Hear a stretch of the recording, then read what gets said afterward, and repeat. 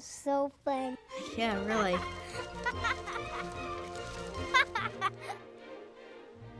Blah, blah, blah. I was so excited. Yeah, I'm very excited. Is that so? I seen Bambi 1. The original Bambi is the inspiration for our film.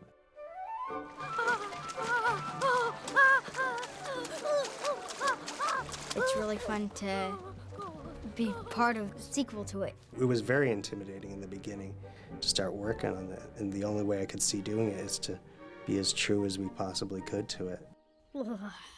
Come along. I remember getting started on it. I was actually thinking, I don't think I can do this. I mean, I've been animating for almost 25 years now, but it's a big deal. It's just a big deal. It's all right. You'll get it. I think we were doing something that everybody said you couldn't do. It's probably the most, endearing and revered movie Disney has, practically. Bambi! And then you take a deep breath, and you walk away from your desk, and you get a cup of coffee, and then you come back, and then you start, and then it's so joyful. If you're late again, I'll have no choice but to. What was that? What was what? I guess it was my stomach. Oh, I can't define it because I'm not an artist. I can't draw anything. But there is in the line something which suggests that there is something that's living.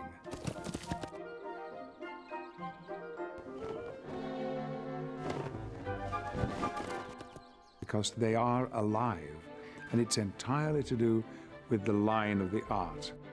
Bambi? Isn't that a girl's name? He doesn't look like any normal or old deer, He looks smarter than that. It's like... Walt Disney always told his animators, you have to learn how to draw the real thing first, and then you can animate it. We really want to emulate that realism, and the original crew, the Bambi crew, they did exactly the same thing, so I'm very, very excited to be here today and study like the old guys did. And don't forget the gigantic forehead, to add that baby formula. And there goes Bambi right now. How does Bambi sneeze? He's like a little kid. And you just can't have it broad. So my first attempt was, chew. And it just looked wrong. It didn't look right for the character. So I'm having something much more subtle. So in doing this, where his head is moving just a little bit, it worked a lot better. So this is the way I'm going about it now. I mean, all those things require such observation by the animators, not just of the animal, but kids. Because you have to combine that, the kids' world and the animal world. That's it! Almost, oops. Okay. The deer constantly were coming up to the sketch pads and eating them. I think it was like their way of critiquing the artwork. So they didn't like something, they ate it. One of the things we tried to maintain from the first movie is the artistry that went into the backgrounds. They're beautiful. The backgrounds are my favourite. Well, the original were oil paintings, and so we've used digital technique to replicate that process. And they're painted by hand.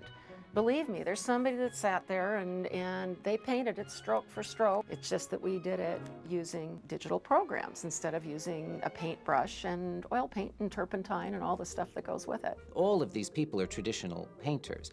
They all have private fine gallery showings of their own work. It's just using a different kind of a brush and a different kind of a piece of paper. Grrr! Thumper! Bambi! Boy, am I glad to see you.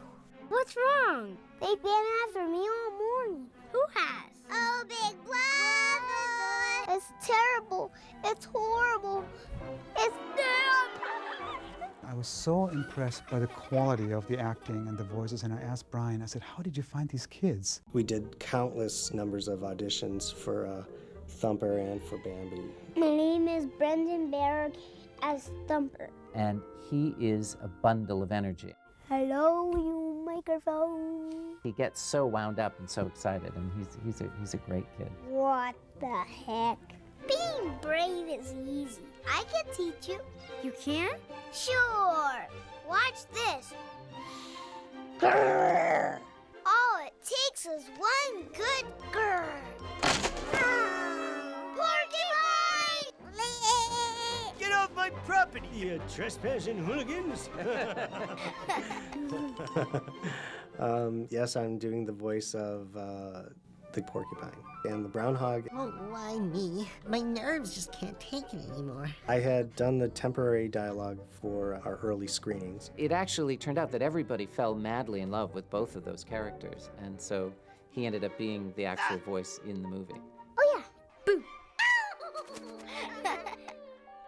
The voice of Bambi, Alexander Gould, is an amazingly talented young man who also did the voice of Nemo for Finding Nemo. I can do a line for you. It's like, well, my father never takes me with him anymore.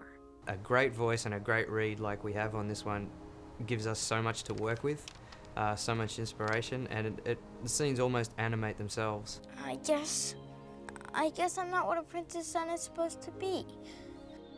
But if I could just show him that I can be brave, like him, and I don't have to have people going, when they see me on the streets going, Alexander, I want your autograph, give me your autograph, you know? So it's a lot nicer like that too. I see. The biggest, most wonderful thing about the movie is Patrick Stewart as the Great Prince. He is such a consummate professional. And he gives such an inner life to, and a meaning to everything he says. It was one of man's tricks. I'm sorry. What if I hadn't gotten there in time? You could have been... Somebody once said that comedy is a very serious business.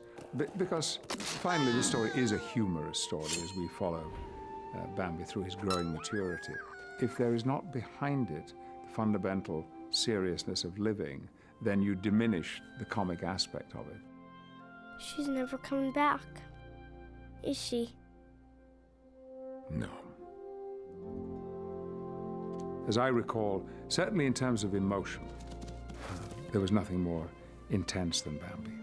It's just quality storytelling, the most gorgeous themes in Bambi, and it's so completely genuine. You don't see stories being told like that anymore that are so honest. Bambi. Mother? It's so super awesome cool. And now I can tell my kids, like, I'm Bambi. I was Bambi. I mean, not the original Bambi, but I was Bambi. It's very gratifying in one's 60s to find oneself part of this extraordinary legend. Quiet! A masterpiece. Thumper! Coming, Mama. Gotta go see ya.